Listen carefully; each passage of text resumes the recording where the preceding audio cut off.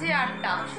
কি যে পরিমাণে ভিড় হয়েছিল তোমাদের কি বলবো, তোমাদের দেখে মানে আমি তো অবাক হয়ে গেছি, এরকম ভাবে এতটা ভিড় হয়। এখন গঙ্গা আরতি দেখতে গেলেও এখানে পয়সা লাগে, এত ভিড় হয়। মানে 5,000 10,000 টাকা কোনো ব্যাপারই নয়, যে যার মতো করে টাকা চাইছে। সব দূর থেকে মনে হয় যে খুব ভালো খুব ভালো, কিন্তু সামনে না এলে কিছুই বোঝা যায় না যে কতটা কি রকম। সব জায়গাতে পয়সা চলছে এখন, পয়সার খেলা। সবাই সত্যি কথা বলতে কি এত ভিড় হচ্ছে, তাই বলি বাবা মায়েরা আর এসে দেখতেও পারবে না। খুব বয়স্ক মানুষরা আমাদের অনেক টাকা বলেছিল, কত বলেছিল 1200 না 2000 টাকা বলেছিল। মিস্টার 500 টাকাতে রাজি হয়েছে করে আমরা এই সামনেটা গিয়েছি, তাও 5 মিনিট আগে। আর কত কত মানুষ ভক্ত 5000 টাকা দিয়ে স্লিপ কেটে সব বসে আছে সব। তবে এসে তারপরে আমরা যাই হোক ঠাকুরের তাপ নিতে পেরেছি, ভালো করে পুজো দিতে পেরেছি 500 টাকাতে। এটুকুই, ঠাকুরকে 500 টাকা প্রণামী দিয়েছি। এই ভেবেই আমরা পুজোটা মানে রাজি হয়েছিলাম, কারণ না হলে বেটু মাম্মাকেও দেখতে পেত না। সকালের দিকে নাকি ভোরবেলা 5টায় আরতি হয়, 5টার সময় ফাঁকা থাকে মোড়, এর থেকে ফাঁকি আর কি। আপনাদের জানিয়ে রাখলাম সুবিধার্থে, যারা যারা এখনো আসেননি এই ধারণা নিয়ে থাকবেন না যে এমনিতে সবাই দেখছে, যত সামনে আছে তার মানে প্রচুর টাকা। সব জায়গাতেই টাকা। তারাপীঠ বলো, হরিদ্বারেও দেখছি, এটা আমি দেখিনি। 96 সালে এসেছিলাম, তখন প্রচুর ফাঁকা থাকতো, এখন তো অসম্ভব ভিড় আর পয়সার খেলা। যাই হোক, আর কি করা যাবে, সব জায়গায় যখন পয়সা, এখানেই আর বাদ যায় কেন।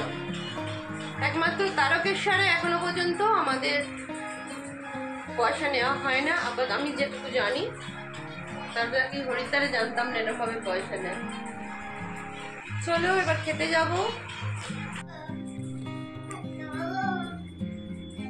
বাজছে 11টা 14। আমাদের আজকে হরিদ্বার থেকে চলে যাওয়ার বিদায়ের পালা হয়ে গেছে, যাকে বলে। প্যাকিং হয়ে গেছে, গুছিয়ে নিয়েছি। আবার যা যা যা, এই যে জলের বোতল ফেলে দিচ্ছি, লাগবে না। বেটু জলের বোতল ফেলে দেবো তো? বেটু জলের বোতল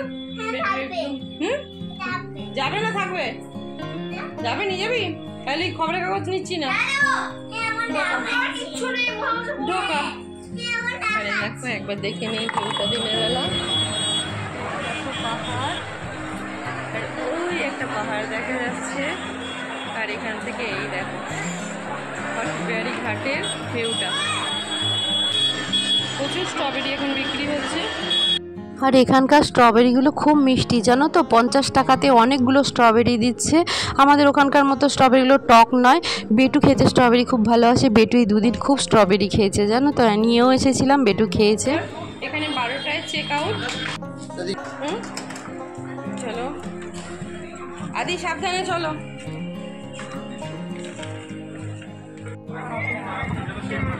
একটা রিক্সায় আমরা সবাই দেখ, কারণ কে বলেছে হয় না, মিস্টার কথা বসেছে দেখো সেটার পিছনে, লাগেজ পিছনে, মাথায়, কোথায় কোথায় আছে আর বলতে পারছি। একটা সমস্যা, হরকিপেয়রি ঘাটের সামনে থাকলে কি হবে, একটা সমস্যা হচ্ছে কোথাও যাতায়াত করতে গেলে ওখান থেকে কোনো ট্রান্সপোর্টের ব্যবস্থা নেই। সব একটা রিক্সা, শুধুমাত্র রিক্সা চলে ওই জায়গাটাতে। সেই রিক্সা একটা জায়গায় এসে নামিয়ে দেবে, সেখান থেকে আবার টোটো করে আমরা যাচ্ছি। আমাদের গাড়ি আছে যেখানে সেখানে। মানে অনেকটা এই গরমে খুব কষ্ট হচ্ছে, লাগেজ নিয়ে, বেটু লাগেজ নিয়ে, সব লাগেজ নিয়ে খুব কষ্ট হচ্ছে। যাই হোক, অবশেষে আমরা গাড়িতে চাপতে পেরেছি। এখন আমরা যাচ্ছি মসৌরির পথে, দেরাদুন হয়ে মসৌরিতে যাব। আর হরিদ্বারে রিক্সাতে উঠলেই 100 টাকা।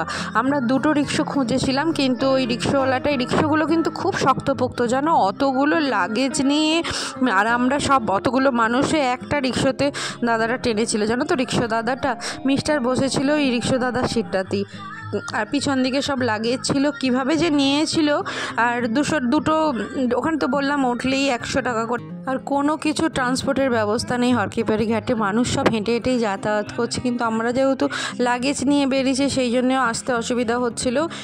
একটা রিক্সা পাওয়া গিয়েছিল, তাতেই আমরা সবাই মিলে উঠে পড়েছিলাম। উনিই বলেছিলেন যে উঠতে রিক্সা দাদা, আর 200 টাকা নিয়েছিল লাগেজ আর আমাদের সবাইকে নিয়ে। সে যাই হোক, অবশেষে আমরা গাড়িতে করে এখন যাচ্ছি মৌসৌরিতে যাওয়ার জন্য। মিস্টারই ভিডিওটা করছে, মিস্টার সামনে বসে আছে, আর সারা রাস্তাটায় আমি, বেটু, মাম্মা ঘুমোতে গেছি। এতটুকু মানে আমরা কিছু দেখিনি সিনিক বিউটি। মিস্টার তো পরে রাগই করছিল, বলছে যে বেকার গেল, তোমরা কিছু দেখলে না কো।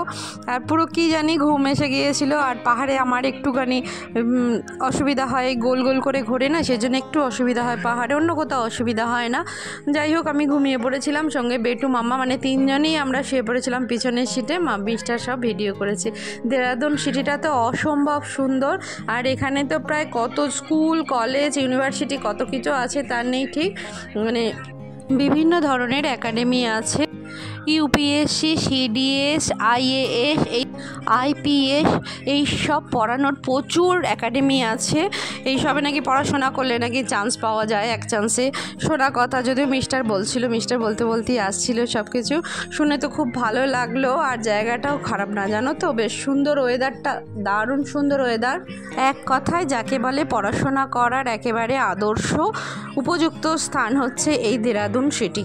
খুব সুন্দর, না গরম না ঠান্ডা ওয়েদারটা। আর দেরাদুন সিটিতে আর একটা জিনিস লক্ষ্য করলাম, যে প্রত্যেকটা দোকানের সাইনবোর্ডগুলো না একই রকমের লেখা, জানো তো, মানে একই ধরনের সিস্টেম। কি জানি, বেশ ভালো লাগলো, বেশ বোঝা যাচ্ছে যেটা দেরাদুন সিটি। সব দেখো একই ধরনের সব সাইনবোর্ডগুলো প্রত্যেকটা দোকানে।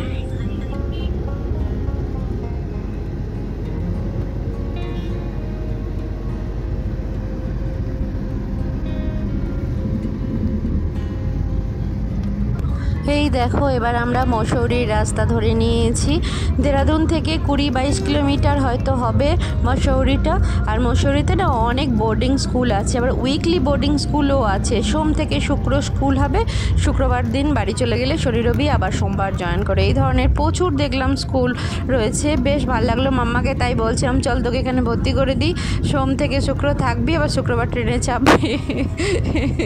বেশ ভালো লাগছে বেশ। এই ধরনের স্কুল ভালো, বলো, এরকম বোর্ডিং স্কুল আমাদের ওদিকে দেখা যায় না।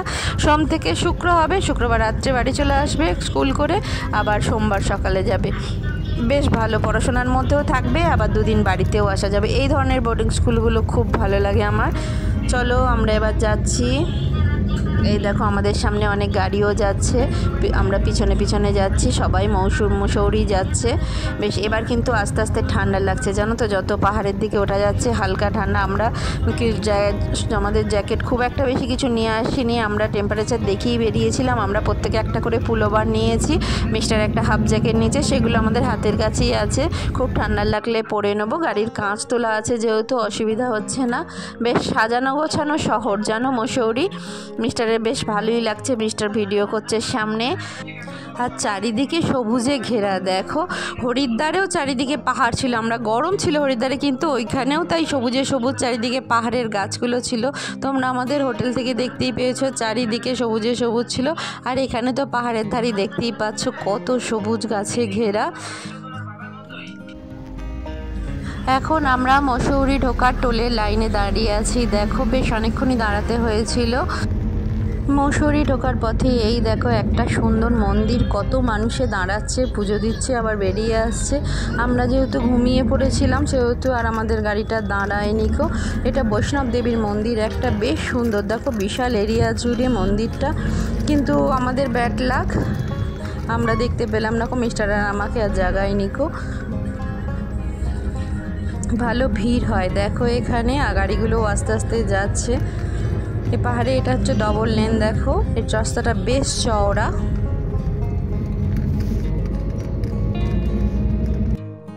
আর বেশি দূর নয়, আমরা এসেই গেছি। মসৌরি মল রোডে আমাদের নামিয়ে দেবে। আমাদের হোটেল কোনো বুক করা নেই, মল রোডেই প্রচুর হোটেল থাকে, আমরা দেখে এসেছি, তাই মল রোডে নেবেই আমরা বুক করে নেব। আমরা হোটেল পেয়ে গেছি একটা মাল রোডের সামনেই। মিস্টার 2টো হোটেল দেখেছিল, কিন্তু হোটেলগুলো দেখতে যাওয়া না, সেই উঁচুতে, পাহাড়ের উপরে অনেকটা করে উঁচুতে গিয়ে হোটেলগুলো বুক করতে হচ্ছে। মিস্টার 2টো দেখেই হাঁপিয়ে গেছে, আমরা তো উঠতেই পারিনি কো। যাই হোক, তার মধ্যে একটা মিস্টার চুজ করেছে এই রুমটা।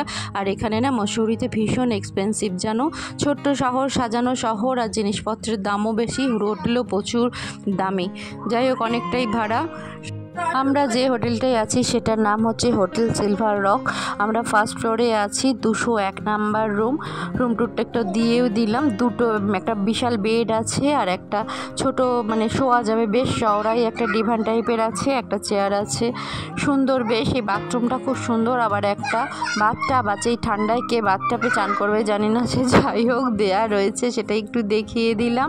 আর সুন্দর একটা বিশাল পুরোনো দিনের মতো জানো তো, বিশাল একটা আলমিরা আছে। আর রুমটা হচ্ছে বিশাল দেখো। আর সব থেকে ভালো ভিউ হচ্ছে কি বলো তো, এই জানলাটা দিয়ে রাস্তার ভিউটা এত সুন্দর, রাস্তা, পাহাড়। আর একটা রুম দেখিয়েছিল, সেটা দিয়ে শুধু পিছনের দিকে পাহাড় দেখা যাবে, কিন্তু কুয়াশায় ঘেরা পাহাড় সেরকম বোঝা যাচ্ছে না। আর আমার তো এখনও ঘুম পাচ্ছে, কেন কি জানি। চলো খাওয়া দাওয়া করি, তারপরে আজকে আর ঘুমাবো না, একটু ঘুরতে যাব, এটাই ঠিক করেছি। চলো, এই দেখো এটা হচ্ছে হোটেল সিলভার রকের সামনেটা একটা দোলনা আছে, মিস্টার বসে পড়েছে। ভালো ঠান্ডা আছে জানো, কিন্তু ভালো লাগছে, ঠান্ডার টেম্পারেচারটা খুব সুন্দর, আমাদের যেমন ডিসেম্বরের ওয়েদার হয় সেই ধরনের ওয়েদার। এই হোটেলে নিজস্ব রেস্টুরেন্ট আছে, রেস্টুরেন্টেই আমরা খাওয়া দাওয়া করবো, সেই জন্য নেমে পড়েছি আমরা সবাই নিচে। এই গ্রাউন্ড ফ্লোরেই ওদের রেস্টুরেন্টের গ্রাউন্ড, মানে এই দেখো পাহাড়ের এতটা উঁচু, এই নিচেতে নামতে হবে, আর নিচে নেবে যাতায়াত করতে হবে। নামাটা ভালো লাগে, উঠতেই খুব কষ্ট হয়।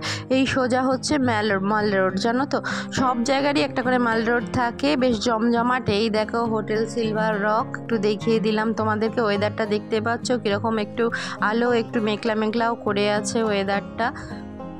চলো, ভিডিওটা এখানে এন্ড করছি। ভালো লেগে থাকলে please like, share, comment and subscribe করে দেবেন। সবাই ভালো থাকবেন, সুস্থ থাকবেন। পরের একটা ভিডিও নিয়ে খুব তাড়াতাড়ি ফিরে আসছি, ততক্ষণের জন্য বাই।